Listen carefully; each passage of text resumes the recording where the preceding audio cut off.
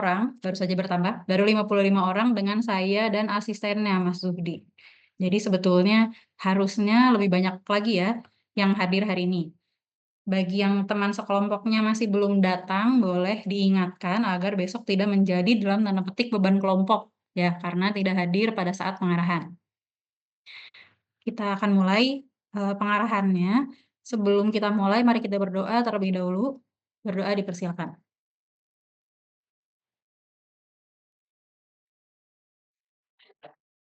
Berdoa selesai. Untuk yang sudah pernah ketemu dengan saya, berarti sudah kenal mudah-mudahan sedikit banyak. Untuk yang belum pernah ketemu dengan saya atau yang baru masuk di semester genap ini berarti ya, salam kenal. Nama saya Uswatun Hasanah, biasanya dipanggil Uswa. Saya juga alumni dari IPN, jadi saya IPN angkatan 2011 genap. Pertama kali ada penerimaan untuk IPN di semester genap. Nah, waktu itu angkatan saya yang masuk. Saya juga sudah menyelesaikan S3 alhamdulillah di Okayama University tahun 2021 lalu. Hari ini sebetulnya kurang ideal untuk jadi pengarahan praktikum karena idealnya memang pengarahannya tepat pada saat sebelum praktikumnya berlangsung.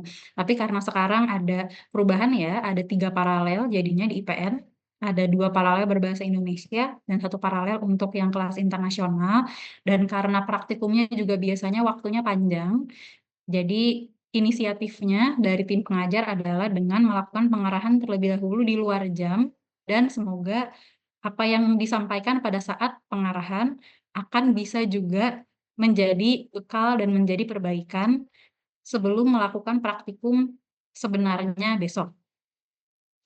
Saya harap di sini sudah pada membuat rencana kerjanya. Kalau belum buat rencana kerja, harap untuk menyiapkannya karena Anda tidak boleh bekerja di lab ketika Anda tidak tahu apa yang akan dikerjakan. Ini juga sudah kan kesekian ya dari praktikum mata kuliah analisis pangan lanjut. Anda sudah menyelesaikan untuk yang kimia, dan karena sekarang masuk ke mikrobiologi dan nanti akan masuk ke fisik juga, semoga sudah lebih terbiasa dengan alurnya. Jadi membaca terlebih dahulu sehingga mengetahui apa yang akan dikerjakan, membuat rencana kerja dengan gambar sehingga Anda tahu apa saja yang perlu dipersiapkan dan apa saja yang nanti tidak tersedia itu bisa Anda tanyakan. Jadi untuk praktikum analisis pangan lanjut topik mikrobiologi akan ada 3 pertemuan. Pertemuan pertama, praktikumnya besok, itu pertemuan pertama untuk analisis mikrobiologi konvensional. Kemudian pekan depan, itu topiknya adalah untuk analisis senyawa antimikroba. Dan 2 pekan lagi, itu adalah topik yang terakhir, yaitu mengenai analisis mikroorganisme patogen dan juga penggunaan PCR. Untuk yang minggu depan, untuk analisis antimikroba itu akan dengan Bu Diah, Dr. Diah Chandra Aryani. Selamat datang untuk yang baru hadir. Dan untuk 2 pekan lagi akan dengan Bu Dr. Siti Nurjana.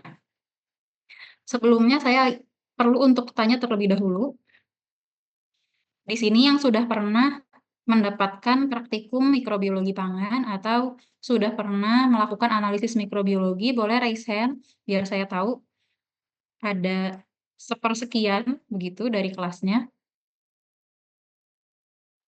Oke, ini yang sudah pernah praktiknya ya. Jadi kalau Anda baru pernah belajarnya saja teori tapi belum pernah praktik, jangan raise hand dulu. Ini untuk yang sudah pernah mendapatkan mata kuliahnya, baik di S1 misalnya, atau kalau yang dulu SMK misalnya dan di SMK-nya belajar, boleh juga.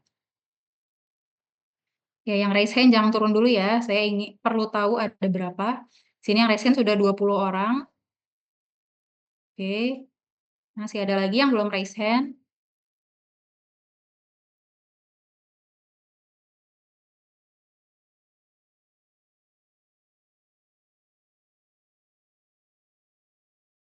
Oke, masih ada yang belum raise hand. Di sini sekarang sudah 31 yang raise hand. Oke, ada lagi 34.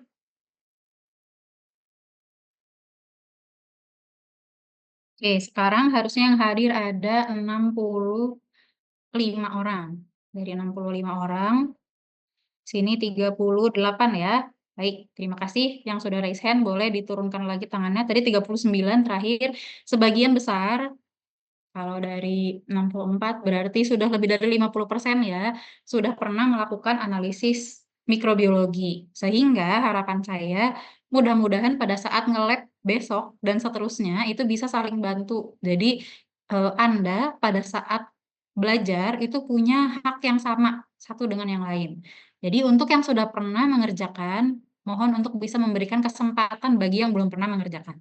Dan untuk yang belum pernah mengerjakan, jangan khawatir sehingga Anda menghilangkan hak Anda untuk belajar. Yang paling enak ya belajar ketika jadi mahasiswa ya.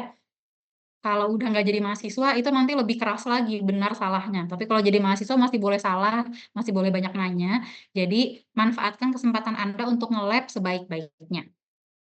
Oke, saya akan share screen untuk rencana kerjanya dan harapan saya Anda juga sudah membuat rencana kerjanya dalam bentuk gambar. Oke, jadi untuk analisis mikrobiologi yang pertama, itu adalah analisis mikrobiologi yang namanya konvensional. Kenapa namanya konvensional? Karena memang ini adalah yang menjadi inisiasi. Awalnya kita tahu perlunya atau ternyata kita bisa melakukan analisis mikrobiologi. Kenapa kita perlu sih analisis mikrobiologi? Yang paling jelas adalah yang ada kaitannya dengan keamanan pangan. Jadi kalau tidak aman, if it's not safe, it's not food. Maka kita harus juga melakukan penjaminan keamanan pangan. Salah satu bentuk jaminan keamanan pangan adalah dengan mengetahui seperti apa kondisi mikroorganisme yang ada di dalamnya. Maka kita perlu ada analisis mikrobiologi. Analisis mikrobiologi ini yang akan dipelajari besok itu akan cukup banyak dan nanti Anda dalam kelompok perlu untuk membagi siapa yang mengerjakan item yang mana agar semuanya bisa dilaksanakan sesuai dengan waktu yang telah tersedia. Secara umum kita akan menggunakan dua teknik. Yang pertama adalah teknik mikroskopi. Jadi kita akan menggunakan mikroskop baik untuk melakukan pengamatan di sini A sampai D ataupun melakukan hitungan di nomor E. Dan yang satu lagi adalah analisis mikroorganisme dengan cara kita melakukan penumbuhan. Jadi bisa kita tumbuhkan untuk mengetahui apakah memang ada mikroorganisme atau tidak di sampel kita.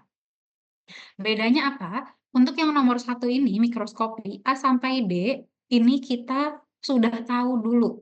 Mikroorganismenya sudah kita pisahkan dulu. Baru kemudian kita akan melakukan pengamatan untuk mengetahui sifat-sifatnya atau secara kualitatif. Sedangkan untuk item yang kedua yang akan kita bahas setelah ini, di situ kita boleh belum tahu apa saja yang ada, tapi kita melakukan pengujian untuk mengetahui secara umum dia jumlahnya berapa. Jadi untuk yang mikroskopi ini sangat disarankan untuk kita sudah memisahkan terlebih dahulu atau kita lakukan isolasi. Akan kita bahas, yang pertama adalah pewarnaan gram. Jadi pewarnaan gram ini adalah pewarnaan yang kita lakukan untuk bakteri, untuk nantinya kita bisa bedakan secara umum apakah dia termasuk gram positif atau gram negatif. Kenapa dia perlu kita bedakan? Karena nantinya akan juga terkait dengan sifat-sifat secara umum, termasuk ketahanannya terhadap perlakuan yang kita berikan, misalnya dengan antimikroba. Nah, di sini Anda akan dibagi dalam kelompok, kemudian kultur cair bakteri yang diberikan ini perlu untuk ditambahkan, jadi ini dipindahkan menggunakan ose ke atas kaca preparat. Setelahnya, lakukan fiksasi atau dilewat-lewatkan dengan api. Jadi ini bukan dipanaskan di atas api ya, tapi dilakukan dilewat-lewatkan saja untuk nanti menempelkan sampel ini atau bakterinya ini ke kaca preparat. Ini adalah tahap yang penting, tahap pertama, dan Anda perlu memastikan bahwa preparatnya ini ada isi mikroorganismenya. Jadi nanti ada lapisan tipisnya.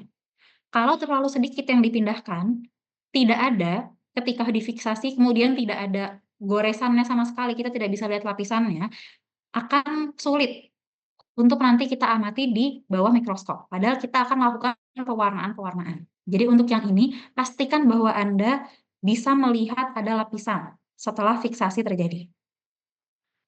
Kemudian untuk pewarnaan gram, ini adalah serangkaian pewarna yang akan kita berikan. Yang pertama kristal violet, kita teteskan, ditunggu 1 menit, kemudian dibilas dengan air keran. Ini juga membilasnya perlu hati-hati, airnya dialirkan. Jangan langsung tetesan air kerannya jatuh ke bagian yang Anda fiksasi, karena nanti bisa terlepas, bisa hilang.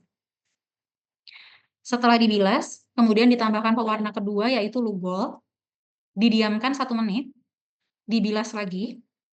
Selanjutnya kita tambahkan alkohol. Nah, alkohol ini dia akan mencuci bagian-bagiannya. Dia akan mencuci bagian-bagian dinding sel. Ini sebentar saja, 10 detik. Setelahnya dibilas air keran. Dan ditambahkan pewarna yang terakhir yaitu safranin. Safranin ini akan memberikan warna merah. Ini didiamkannya juga cuma sebentar, 20 detik. Setelah dibilas air keran, kemudian tempelkan kertas serap secara perlahan di bagian yang tadi diwarnai. Dan setelah kering, Anda lakukan pengamatan di bawah mikroskop. Ini untuk pewarnaan yang pertama untuk bakteri. Pewarnaan kedua untuk bakteri adalah pewarnaan spor. Nah, ini sesuai dengan namanya, yang akan kita amati adalah seperti apa sporanya dan bagaimana dengan sel vegetatifnya. Jadi ini adalah pewarnaan khusus untuk bakteri yang bisa membentuk spora. Bakteri-bakteri gram positif yang dia bisa membentuk spora. Tahapannya sama di awal sampai dengan fiksasi, kemudian dilakukan penambahan pewarna, yaitu hijau malakit. Anda perlu diamkan 20 menit. Nah, ini karena didiamkannya lama, jadi Anda perlu pastikan di sini memang preparatnya sudah ada isi mikroorganisme, isi bakteri yang tertempel. Karena kalau mengulang jadi sangat lama. Ini setelah diberi pewarna hijau malakit, kenapa lama? Karena kita perlu memastikan pewarnanya ini bisa sampai di sporanya, bisa menembus sporanya, bisa mewarnai. Kemudian kita bilas, dan setelahnya ditambahkan pewarna kedua, safranin, ini untuk mewarnai sel vegetatifnya. Jadi tadi yang kita fiksasi itu ada sporanya dan ada selnya. Nanti akan kita amati di bawah mikroskop. Oke, ini setelah disafranin, diberikan pewarna safranin, selama 20 detik dibilas dan setelahnya diamati di bawah mikroskop. Untuk bakteri, baik pewarnaan gram maupun pewarnaan spora, jika Anda ingin mengamati morfologinya, maka Anda perlu mengamatinya pada pembesaran 1000 kali. Tapi sebelum ke 1000 kali, Anda perlu untuk melakukan pengamatan terlebih dahulu di pembesaran yang paling kecil atau pembesaran 1 tingkat di atasnya. Jadi di 40 kali atau di 100 kali, silakan dipilih. Anda perlu menemukan fokusnya terlebih dahulu. Caranya bagaimana? Caranya dari mikroskop itu, setelah Anda taruh si kaca preparatnya, dinyalakan mikroskopnya, kemudian menggunakan pengatur kasar, Anda naikkan sampai full ya, sampai mentok, kemudian sambil dilihat di binokulernya, di lensa okulernya, Anda turunkan pelan-pelan pakai pengatur kasar sampai dengan terlihat ada warna yang jelas. Nah, itu adalah fokus yang pertama. Kemudian, karena kita akan mengamati di pembesaran 1000 kali, maka kita perlu untuk meneteskan minyak imersi, diteteskan sedikit, baru di pembesaran 1000 ini, Anda cari pakai pengatur halus. Namanya juga pengatur halus, jadi sedikit-sedikit diputarnya, sampai dengan ketemu fokusnya. Nah, kalau sudah ketemu fokusnya, Anda bisa mengambil gambarnya, jadi pakai HP, gitu ya, sambil diamati juga ciri-cirinya. Seperti apa warnanya yang menunjukkan dia gram positif atau gram negatif, seperti apa bentuknya, apakah dia basil atau dia fokus, seperti apa penataannya, misalnya dia strepto kah seperti anggur, seperti rantai, atau stabilo seperti anggur, itu yang nanti akan menjadi ciri-ciri yang diamati. Itu untuk pewarnaan bakteri. Berikutnya, yang kedua adalah pewarnaan kamir. Nah, kamir ini sebetulnya adalah satu keluarga dengan kapang. Meskipun dia uniseluler seperti bakteri, tapi dia sudah punya membran inti sel, sehingga dia masuk ke dalam kingdom-nya fungi. Untuk tahapannya, pewarnaan kamir, tahapannya sama di awal sampai dengan fiksasi, kemudian pewarna yang diberikan, ini biasanya adalah metilen blue, kita teteskan, didiamkan 1 menit, dibilas dengan air keran, kemudian tempelkan kertas serapnya perlahan-lahan, dan amati di bawah mikroskop. Nah, di sini, bedanya antara bakteri dengan kamir adalah, kalau kamir, di pembesaran 400 kali kita sudah bisa lihat bentuknya, kita sudah bisa lihat penataannya. Sementara kalau bakteri kita belum bisa. Makanya untuk bakteri kita langsung akan amati di 1000 kali. Sementara kalau kamir Anda akan bisa melihat perbedaannya, seperti apa ukurannya di pembesaran 400 kali dan di pembesaran 1000 kali. Jadi di 1000 kali ini akan jelas terlihat bedanya, bakteri ini masih kecil-kecil sekali, sementara kalau kamir dia ukurannya sudah besar-besar. Dan kita juga akan bisa lihat ciri-cirinya. Biasanya kalau kamir akan ada bading yang bisa diamati, jadi ada pertunasan, begitu, yang itu akan bisa kita jadikan sebagai ciri-ciri kualitatif pada saat kita amati. Untuk pembagiannya, di sini Anda sudah dibagi menjadi 6 kelompok di masing-masing paralel. Kelompok 1 itu akan melakukan pewarnaan gram untuk bakteri yang gram positif. Jadi nanti silakan diambil kulturnya untuk yang gram positif. Kemudian kelompok 2 akan mengerjakan untuk gram negatif. Kelompok 3 dan 4 akan mengerjakan pewarnaan spora. Kelompok 5 dan 6 akan mengerjakan pewarnaan kamir. Dan nanti datanya akan di-share menjadi data kelas. Meskipun Anda bukan kebagian mengerjakannya, tapi jika Anda akan bertanya kepada temannya atau melihat, boleh silakan ya. Jadi pada saat praktikum Anda bisa mengoptimalkan. Oke, ini untuk yang mikroskopi, pewarnaan gram, pewarnaan spora, dan pewarnaan kamir. Satu lagi yang akan dikerjakan oleh semua kelompok adalah pengamatan kapang. Karena kapang ini dia multiseluler dan dia besar, maka kita tumbuhkan pada cawan. Dan nanti untuk pengamatannya, pertama di kaca preparat Anda perlu menambahkan gliserol terlebih dahulu, diteteskan. Berikutnya, kapang pada cawan ini perlu Anda potong sampai dengan agarnya. Jadi dipotong dari atas sampai dengan agarnya, menggunakan offset, kemudian ditaruh di atas gliserol tadi, dan ditambahkan kaca penutup, baru setelahnya Anda amati di bawah mikroskop. Nanti Anda akan melihat perbedaannya di pembesaran 40, 400, dan 1000, seperti apa struktur utuhnya, sampai dengan ciri-ciri spesifik yang bisa diamati. Misalnya, apakah dia hifanya bercabang atau tidak? Apakah dia ada septatnya atau tidak? Nanti akan bisa terlihat di bagian 400 dan 1000 kali. Tapi kalau Anda mau lihat struktur umumnya secara utuh, maka Anda akan bisa lihat di pembesaran yang 40 kali. Oke, itu adalah untuk pengamatan bakteri, kamir, dan kapang. Ada yang ingin ditanyakan sampai dengan sejauh ini? Silakan. Atau ingin dikonfirmasi?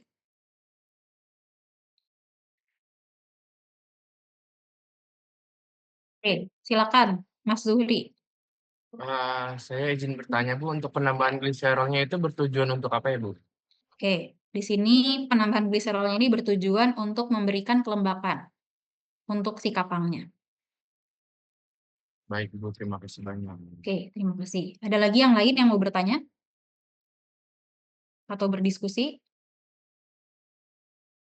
Oke, sekarang sudah 62 orang. Terima kasih untuk yang terlambat hadir. Mudah-mudahan Anda masih bisa mengikuti juga ya.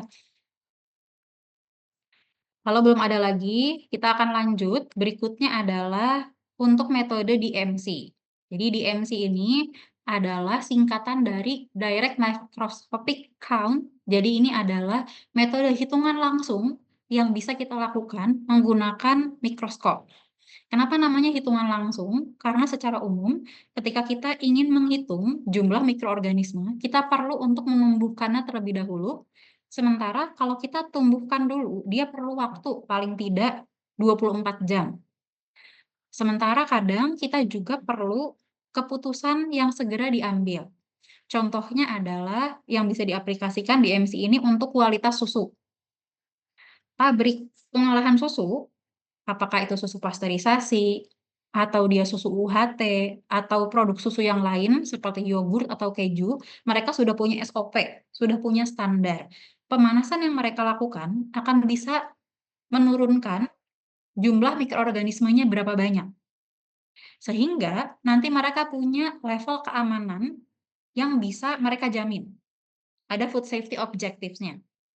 Sehingga untuk memastikan food safety objektifnya tercapai, dari awal dia juga harus punya input susu dengan requirement tertentu. Oleh karena itulah, dia perlu mengambil keputusan dengan cepat ketika ada susu segar yang datang dari koperasi, misalnya dari peternak, apakah ini bisa digunakan untuk pengolahan atau tidak. Sehingga di sini sampel kita besok adalah susu. Caranya bagaimana untuk direct microscopic count ini? Ada kaca preparat yang kita siapkan, kemudian ada yang namanya kartu bantu. Jadi ini kartu yang ukurannya sama dengan kaca preparat, tetapi dia punya lubang-lubang. Lubangnya berbentuk kotak, berbentuk persegi, dengan ukuran 1 kali 1 cm. Sehingga kita sudah punya luas, ada luas permukaan. Kaca preparat ini ditaruh di atas kartu bantu, sehingga kita bisa lihat di bawah kaca tersebut seperti apa yang harus kita isikan kotak-kotaknya. Kemudian menggunakan pipet yang kecil, nanti Anda akan menyebarkan susu 10 mikroliter untuk satu kotak. Jadi nanti di titik-titik seperti itu. Dan saran saya jangan hanya membuat satu kotak saja. Anda bisa membuat 2 kotak atau membuat 3 kotak. Kalau sudah disebarkan, jadi kita punya volume dan kita juga punya luas permukaan, dikeringkan selama 5 menit. Berikutnya kita tambahkan pewarna methylene blue. Nah, di sini nanti methylene blue-nya seperti tadi pewarnaan-pewarnaan sebelumnya, dia akan bisa diserap oleh si bakterinya. Setelah dibiarkan 5 menit, serap kelebihan pewarnanya dengan kertas saring, dibiarkan sampai kering, kemudian dibilas dan dikeringkan. Setelahnya Anda perlu mengamati di bawah mikroskop dengan pembesaran 1000 kali.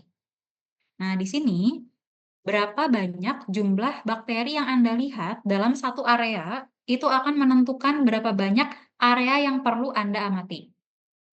Kalau satu kali lihat misalnya sudah ketemu fokusnya, di lingkarannya itu Anda bisa melihat sekitar 15 mikroorganisme, ada 15 bakteri. Jadi ada titik-titiknya yang kecil-kecil biru tua, itu ada 15. Berarti Anda akan perlu mengamati area pandang sesuai dengan yang bisa Anda lihat di buku penuntunnya. Jadi kalau ada 15, Anda hanya perlu mengamati 5 bidang pandang, 5 area. Caranya bagaimana? Caranya Anda perlu untuk memindahkan, menggeser menggunakan pengatur gitu ya, ada knop pengaturnya untuk digeser kiri kanan atau depan belakang, sehingga nanti Anda akan bisa menghitung dalam 5 area pandang rata-ratanya berapa, dan itu akan dikonversi ke jumlah mikroba per mililiter. Untuk di MC ini adalah salah satu yang juga biasanya lama dikerjakannya, seperti pewarnaan spora, jadi perlu dipastikan Anda sudah mulai mengerjakannya dari awal praktikum. Kalau sudah, akan menjadi data kelas dari masing-masing grup. Jadi masing-masing kelompok ini akan menghitung gitu, dan harusnya karena sampelnya sama, tidak akan jauh berbeda antara yang dihitung oleh satu kelompok dengan yang dihitung oleh kelompok yang lain. Untuk metode di MC ini, ada yang mau ditanyakan? Silakan.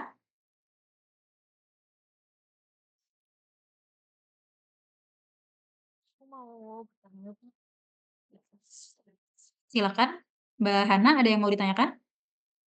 Mau mastiin ini berarti kan di dalam kertas GTDMT itu ada 3 kotak, itu tiga-tiganya untuk sampel yang sama kan Ibu berarti? Ya, betul. Sampelnya untuk sampel yang sama. Ini sebetulnya dia kartunya ini akan diletakkan di bawah kaca preparatnya ya. Jadi dia hanya bertujuan untuk membantu saja agar kita tahu garis-garisnya di sebelah mana nih yang perlu kita sebar. Nanti pengamatannya langsung di kaca preparatnya. Oke, silakan yang lainnya. Ada yang mau bertanya lagi? Bu izin bertanya kembali, Bu. Ya, silakan. Berarti kita menghitung 5 bidang pandangnya itu setiap di kartunya, bukan ada 3 kartu, berarti satu kartu itu dihitung 5 bidang pandang kah, Bu? 1 sudah cukup. Jadi sebetulnya ini kan sampel yang sama. Nah, menghitungnya berapa bidang pandang tergantung dengan ada berapa jumlah bakteri yang Anda amati. Jadi di sini ada rata-rata mikroba per areal pandangnya dan ada jumlah areal pandang yang harus diamati. Tadi kalau 15, maka yang perlu diamati 5. Tapi kalau dia ternyata hanya sedikit, misalnya hanya ada 3 mikroba per area pandang. Jadi Anda perlu untuk menghitung dulu dalam 3 area pandang terlebih dahulu.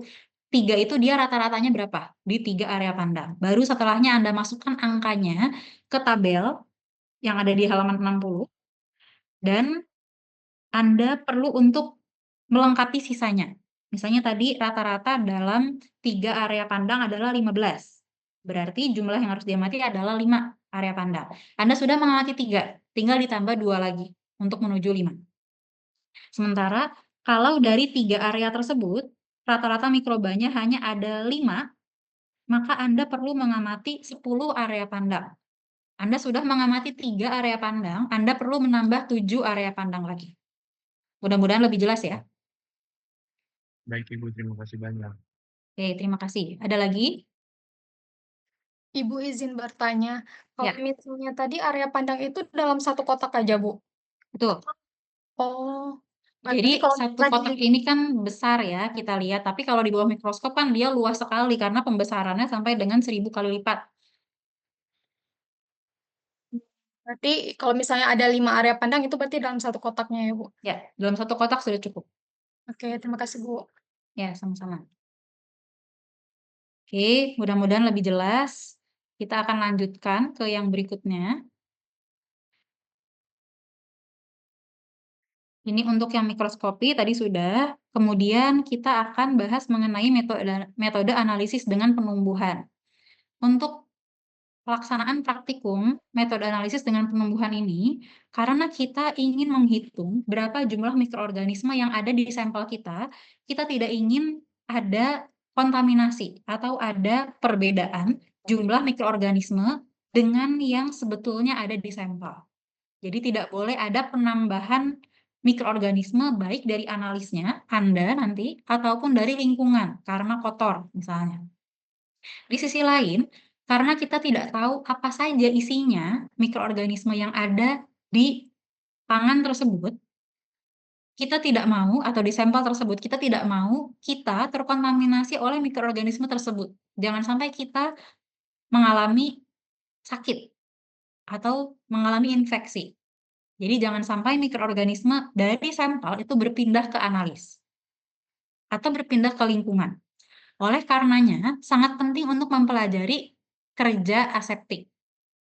Untuk yang sudah pernah melakukan kerja aseptik, nanti harap bisa dibantu, dipandu teman-teman yang belum. Saya juga kemarin sudah share, ada videonya, silakan dipelajari terlebih dahulu, karena kerja aseptik ini dia perlu pembiasaan pada saat melakukan. Anda sudah dibagi ke dalam kelompok-kelompok dan sudah ditentukan juga sampelnya. Nah, nanti sampel Anda ini perlu untuk dilakukan pengenceran. Kenapa perlu kita lakukan pengenceran? Sebetulnya pengenceran ini kita perlukan untuk menjamin nantinya jumlah mikroorganisme bisa kita hitung. Kalau terlalu banyak, itu akan sulit untuk dihitung, atau nanti menjadi TBUD, terlalu banyak untuk dihitung, atau bahasa Inggrisnya too numerous to count, TNTC. Maka kita perlu lakukan pengenceran untuk mendapatkan angka yang jelas. Angkanya berapa? Anda sudah punya sampel masing-masing, Anda perlu membuat pengenceran pertama atau initial suspension. Dari sampelnya, Anda homogenkan terlebih dahulu di vortex, kemudian diambil 10 ml, masukkan ke pengencer 90 ml untuk mendapatkan pengenceran 10 pangkat min 1. Kemudian dari 10 pangkat min 1 ini, homogenkan lagi, ambil 1 ml, masukkan ke pengencer 9 ml untuk mendapatkan pengenceran 10 pangkat minus 2. Dan seterusnya. Nah, kalau sudah melakukan persiapan sampel, berikutnya Anda akan siap melakukan analisis dengan 2 metode, yaitu dengan metode MPN, Most Probable Number, dan juga metode TPC atau Total Plate Count. Apa perbedaan dari keduanya? Sebetulnya dua-duanya sama-sama menghitung jumlah mikroorganisme, tapi biasanya MPN ini kita gunakan untuk sampel yang kita duga mikroorganismenya sangat rendah atau sedikit jumlahnya. Sementara kalau TPC, karena kita perlu ada yang bisa dihitung koloni yang tumbuhnya, maka ini adalah untuk sampel dengan jumlah mikroorganisme yang cenderung lebih banyak. Kita akan bahas yang MPN terlebih dahulu. Anda sudah mempelajarinya juga di kuliah mikrobiologi pangan lanjut. Jadi, untuk metode MPN ini, kita menyediakan tabung-tabung. Ada tabung reaksi, isinya adalah media, dan ada tabung Durham namanya. Ini tabung kecil yang ditaruh dengan cara dibalik di bagian paling bawah untuk menangkap gas. Kita akan menggunakan metode most probable number ini untuk nantinya dianalisis secara statistik. Oleh karenanya, kita perlu ada ulangan. Ulangan di sini adalah tabung-tabung yang ada pada tingkat pengenceran yang sama. Misalnya, di sini ilustrasinya, untuk pengenceran 10 pangkat min 1, kita punya 3 ulangan, atau kita punya 3 tabung.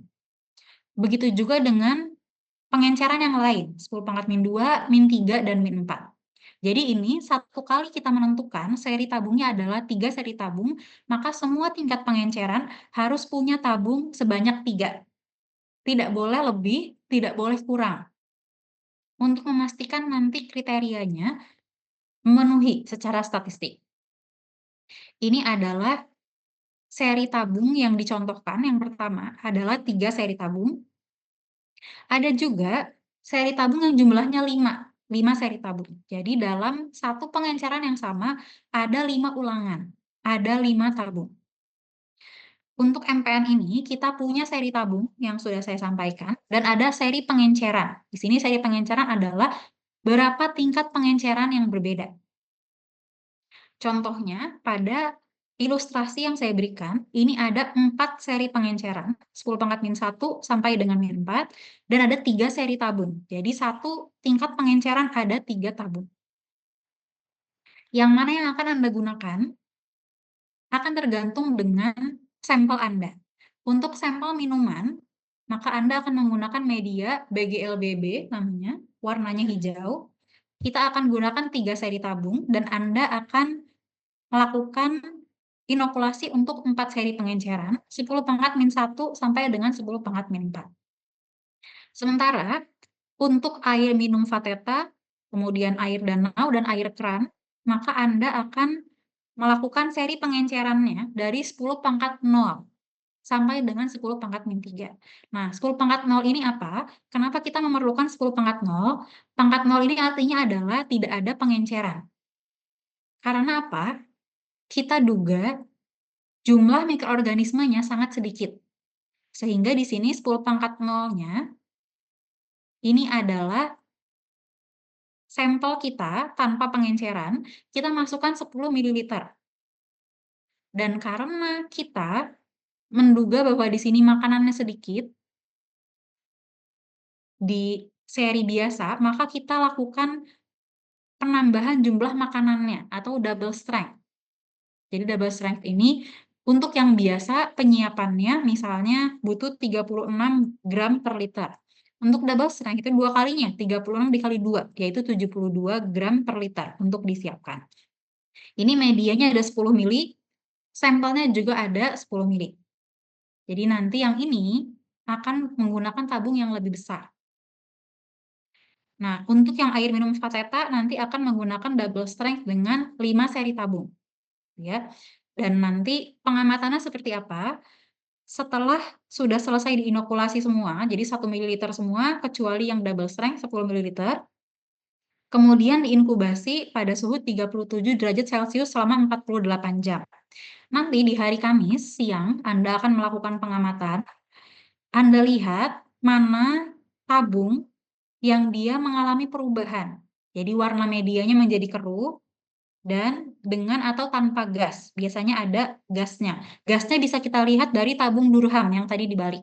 Jadi jika mikroorganismenya dia menghasilkan gas, maka gasnya akan terperangkap di dalam sini. Kalau kita sudah dapat semua berapa tabung positif dari masing-masing seri pengenceran, kemudian Anda perlu memasukkannya ke dalam Excel yang disediakan oleh ISO. Jadi ada linknya untuk mendownload Excel-nya, dan nanti Anda tinggal masukkan saja. Nanti akan dihitungkan oleh programnya dari sampel Anda itu ada berapa ppm per mililiter untuk cemaran mikroorganismenya. Ini untuk yang ppm. Kemudian yang kedua adalah untuk total plate count. Nah, yang akan kita gunakan metodenya adalah metode cawan tuang atau pour plate.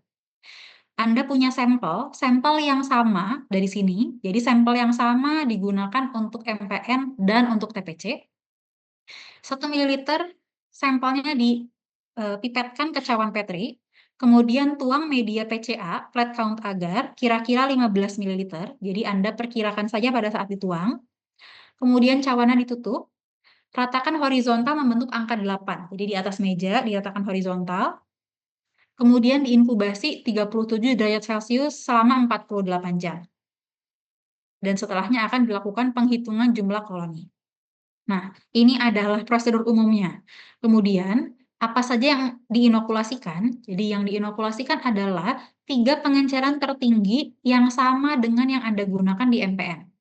Misalnya, MPN-nya adalah 10⁻⁻1 sampai 10⁻⁴.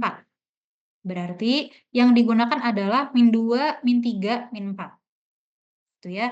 Kemudian kalau yang diinkubasikan, yang di sini yang diinokulasikan 10⁻0. Nah, ini kenapa yang air minum dari 10⁻0, karena memang biasanya sedikit kita temukan mikroorganismenya. Jadi air minum 0, -1, -2. Air keran atau air danau ini -1, -2, -3. Jadi ini yang perlu untuk Anda plating dan dilakukan duplo. Jadi satu tingkat pengenceran itu ada 2 cawannya. Nanti pada saat hari Kamis, Anda perlu melakukan pengamatan untuk MPN dan juga untuk total plate count. Jadi Anda perlu untuk membawa spidol nanti untuk menghitung koloni-koloni yang tumbuh di sini. Koloni yang tumbuh itu menandakan adanya mikroorganisme pada sampel tersebut. Nah, sebetulnya ini semua berasal dari satu sampel yang sama. Sehingga dari angka-angka yang diperoleh perlu dilakukan pengolahan data. Perlu dilakukan penghitungan seperti yang ada juga di modulnya untuk nantinya bisa mendapatkan angka sampelnya ini, dia jumlahnya mikroorganismenya berapa. CFU atau Colony Forming Unit per mililiter. Dan nanti perlu Anda tabulasikan semua satu kelas dan Anda akan bandingkan. Apakah Anda mendapatkan hasil yang sama atau berbeda antara yang MPN dengan yang TPC menggunakan sampel yang sama. Baik, itu penjelasannya. Apakah ada yang ingin ditanyakan untuk metode analisis dengan penumbuhan? Silakan. Apa izin bertanya, Bu? Ya, silakan. Untuk kan nanti sampelnya beberapa tuh ada yang air ya, Bu. Betul. Contohnya seperti air keran. Nah, itu untuk samplingnya tersendiri apakah menggunakan wadah yang khusus gitu? Takutnya memang ada mikroba yang berasal dari wadahnya. Lalu untuk tekniknya menggunakan metode-metode seperti yang udah ada di SNI seperti menunggu kerannya mengalir beberapa detik terlebih dahulu seperti itu. Oke, baik. Pertanyaannya bagus, Mas Wildan. Jadi, untuk mengambil sampelnya, sebetulnya metode yang paling baik yang digunakan juga adalah dengan kerja aseptik. Jadi, kalau kita mau mendapatkan data yang ideal, maka dari awal, dari pengambilan sampel itu kita pakai api juga. Intinya kerja aseptik adalah kita bekerja dekat dengan api, kita pastikan tangan kita bersih, meja kita bersih, semua alat yang digunakan itu yang sudah disterilisasi terlebih dahulu. Tapi karena ini tidak ideal, maka saya minta Anda untuk mengambil sampel dengan wadah sebersih mungkin. Saya lupa tahun lalu atau 2 tahun lalu, ada kelompok yang dia mengambil air minumnya itu menggunakan wadah minumnya sendiri. Dan itu jadi sangat tinggi nih jumlah mikroorganismenya. Dan kita tidak tahu apakah memang tempat minumnya misalnya sudah lama tidak dicuci atau tempat minumnya juga digunakan di hari itu sehingga di bagian mulutnya nih, di bagian atasnya itu juga sudah ada mikroba karena dipakai untuk minum dan lain sebagainya. Jadi tolong diambil menggunakan wadah yang bersih begitu. Baik, terima kasih, Bu. Oh iya, Bu, kalau Ya. misalkan case yang seperti tadi, misalkan sampai 10 pangkat min 4 itu dia masih TBUD itu bagaimana, Bu? Ya, tidak apa-apa. Jadi Oh, ini sebetulnya adalah saran kami ya, tapi kalau Anda cari-cari biasanya S itu sampai dengan 10 pangkat min 5 misalnya, maka boleh kalau Anda akan lakukan penyesuaian. Tapi yang utama di sini adalah nanti yang di MPN-nya itu harusnya bisa tercermin juga di bagian TPC-nya. Jadi kalau di sini mau Anda tambahkan nih, misalnya Anda pakainya minus 3, 4, 5, 6. Nah, berarti di sini adalah minus 4, 5, 6 misalnya. oke. Baik, terima kasih, Bu. Oke, sama-sama. Yang lainnya ada yang ingin ditanyakan?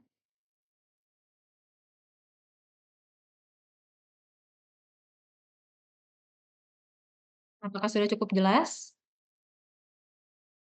Ini saya stop share dulu.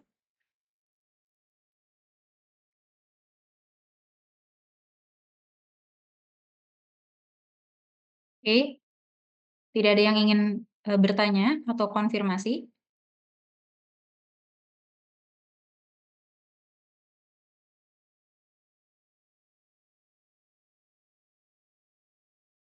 Oke, jadi praktikum analisis pangan lanjut ini hanya ada 1 hari ya, hanya ada di hari Selasa saja. Sehingga jika Anda tidak bisa mengikuti praktikum tersebut, akan ada konsekuensinya. Sebetulnya praktikum ini sudah direncanakan di pekan kedua, jadi kan harusnya kalau ikut dengan keputusan yang sebelumnya, hari aktifnya hari Selasa, harusnya hari Selasa pekan lalu ya. Tapi sengaja sudah diberikan waktu yang lebih panjang,